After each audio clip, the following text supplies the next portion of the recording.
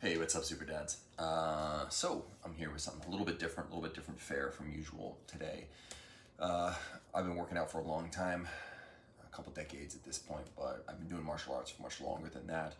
Since I was 5 years old, doing various martial arts. If you've heard of it or seen it in a movie or something like that, then I have probably trained it at some point or another.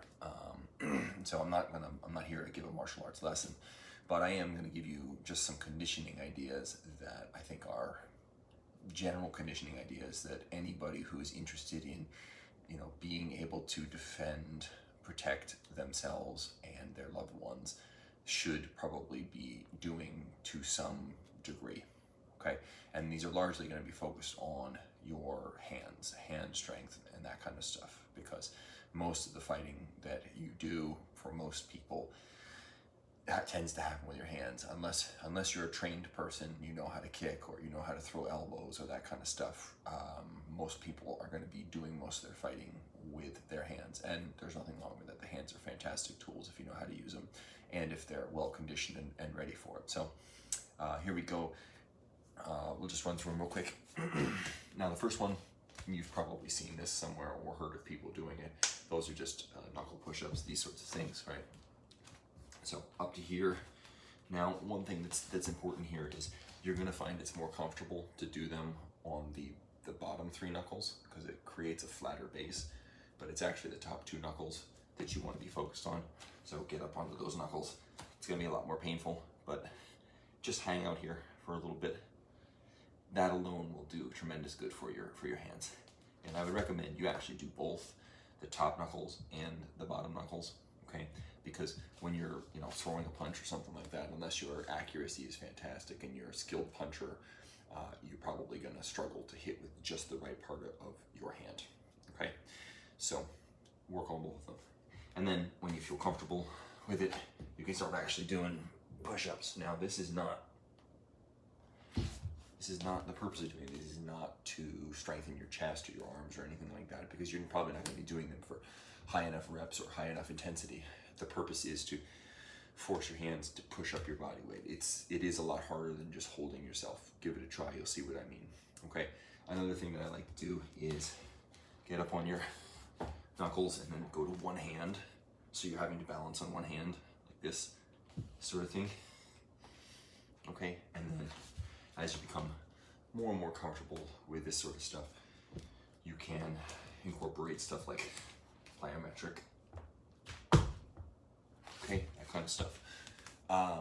It'll probably take a long time before you're comfortable to do that on your top two knuckles, but just a little bit of work can get you comfortable with doing that on the bottom three hands, okay? So that's the first one. You want to get those knuckles conditioned. Okay, next, you want to do the backs of your hands, okay, this. So you're going to put your hands down like this and hold yourself up, okay? It looks like that. Okay, now doing this on hardwood floors is pretty uncomfortable, so if you have a yoga mat or something like that, try putting that down first. You can do it on a wall first, you can do it on your knees, like a knee push-up first, something like that.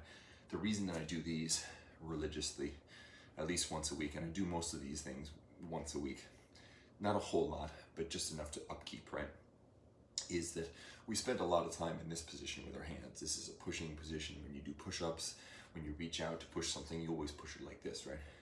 So you're pushing in this direction. This part of your muscle tends to be a lot stronger, and when you punch something, it doesn't tend to, people don't injure their wrist by their hand going up like that so much when they punch. It's much more breaking like this. So if you develop the strength to push, isometric strength to push from that position and be comfortable in that position, you're much less likely to injure your wrist when throwing a punch or something like that. Okay, and then the third of these, I do these as a set, is fingertips. Okay, so up here on your fingertips, and as you're doing this, you're not just resting, you're actually kind of like contracting or squeezing the floor with your fingertips. So up like this. You can do these with push-ups as well.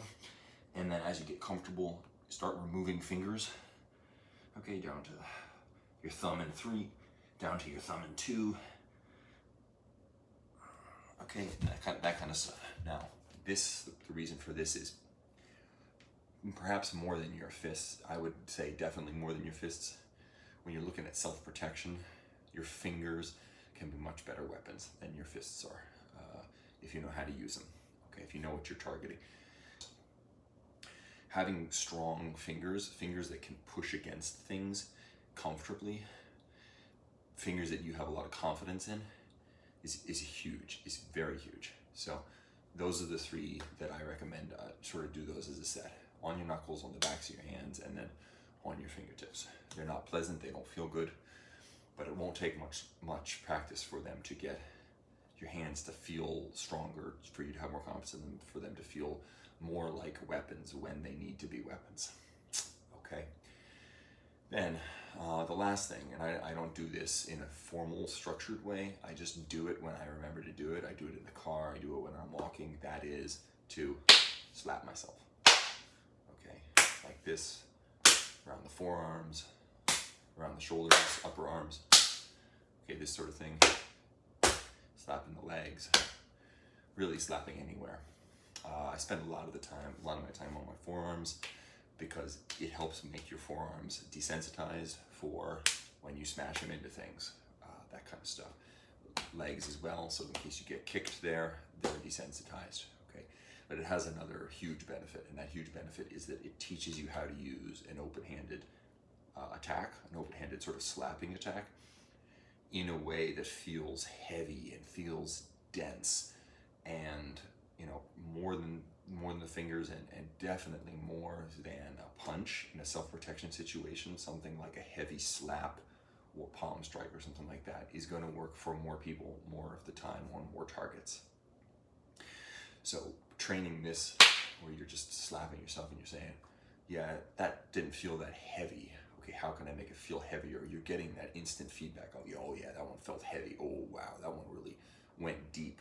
Okay, and just by doing that, you're going to really develop a sense of how to use that open hand, how to generate power, short power, just from here, plop, just there. Okay, how do I make it powerful just from here, that sort of thing, in addition to the desensitization that happens. Okay, so that one, people look at me like I'm freaking crazy when I walk around the streets of Japan, like a 6'5", 220-pound guy, just slapping the crap out of myself and smiling the whole time and jiving to whatever my earbuds are pumping into my ear holes. People look at me like I'm freaking crazy, but you know what? Sometimes crazy has a good reason behind it. Okay, cool. So I hope that that's helpful to some people out there.